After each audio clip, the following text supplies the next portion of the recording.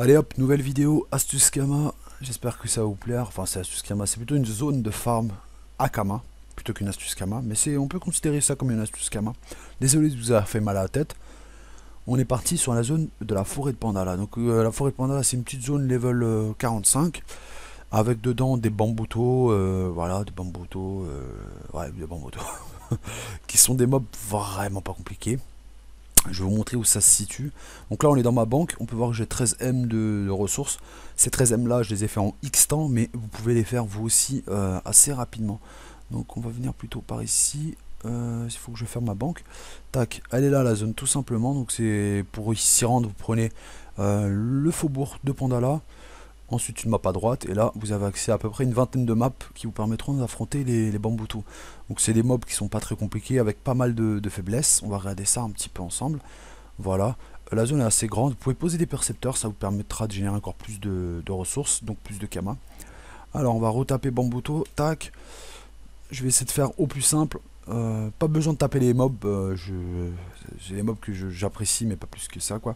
Donc le bambuto sacré, pas très compliqué. On peut voir ses Kara, il a beaucoup de faiblesses, voilà. Donc même un personnage, même une petite team level 60 gère largement, à condition d'avoir un peu de rocks quoi. Donc les armes de bambuto, vous fiez pas à ces prix là parce que ça a baissé, mais ça vaut toujours quelques kamas. Donc là on est sur du 5000, on va dire 500, 4000. Voilà, c'est déjà pas mal du tout.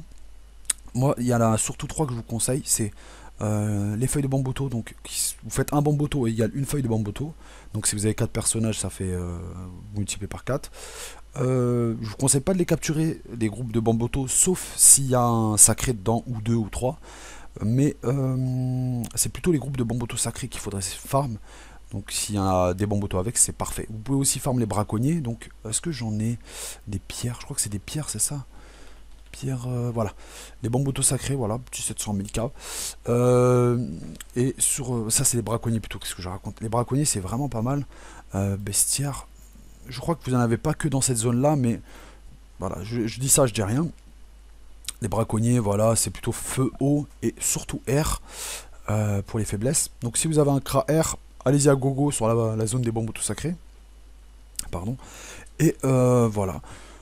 Donc qu'est-ce que j'ai d'autre à préciser? Prenez des pierres moyennes, donc elles sont de puissance 100, donc tous les mobs là-bas ne dépassent pas ce level là. Je crois que c'est 90 le max, ou presque 100, mais pas 100. Donc vous prenez une pierre à 15 000 K, elle est rentabilisée avec à partir de 2-3 persos je crois, sur de groupes de bombes tout sacrés. Donc ça va très très vite. Et après bah, vous en revendez un petit peu et vous stockez. Donc ça c'est le stock, c'est ce que j'ai pas vendu. Sinon j'ai dû en revendre à peu près à la moitié ou plus de ça quoi, tout simplement. Donc ça j'ai généré avec ma team, donc une team de 4 et quelques percos, donc 2 percos par semaine, 3 percos, ça dépend. Voilà, les percos ça rapporte pas mal, donc n'hésitez pas, si vous avez la flemme de farm, posez des percos dans cette zone là, c'est une très très bonne zone. Et pour ceux qui se diraient ouais mais l'économie elle va descendre, voilà, on va regarder un peu les recettes, à quoi ça sert, mais à quoi ça sert. Alors, on a 17 craft pour l'ambre. Tac. Et sur le bois, on est à 13. Donc c'est surtout pour les sculpteurs, forgerons, façonnage. Les sculpteurs, ça c'est plutôt pour XP. Forgerons, pareil, ça c'est plutôt pour XP, je crois. Ouais, c'est pour tous ceux qui veulent XP leur métier. Donc ça, c'est des métiers que beaucoup de personnes montent. Le façonneur, bon, on a que le kid. Et le cordonnier, ouais, c'est pour XP, mais très très très légèrement. Voilà. Donc ça part vraiment très très bien. Je vous conseille quand même pour les ambres de mettre des lots de 10. Et pour les bois de mettre plutôt des lots de 100. Même si vous pouvez mettre des lots de 10 des deux, hein, c'est pas un souci. Donc pour ce qui est des ambres, pareil, hein, on a un peu de bijoutier, cordonnier, façonnage, forgeron, tailleur, sculpteur. C'est plutôt pas mal. Donc voilà, il y a beaucoup de métiers qui en ont besoin, des métiers de craft. Donc ça partira toujours. Le mec qui veut monter son, par exemple... bon, ça c'est pas trop utile. Attendez, quoi que. Voilà. Donc là, ah ouais, je me disais, le façonneur, voilà. Il y a ce bouclier qui est vraiment pas mal. Qui, bon, ne vaut pas grand chose en soi, mais après, une fois FM, etc., peut se revendre plutôt pas mal, je crois. C'est pour quel personnage ça?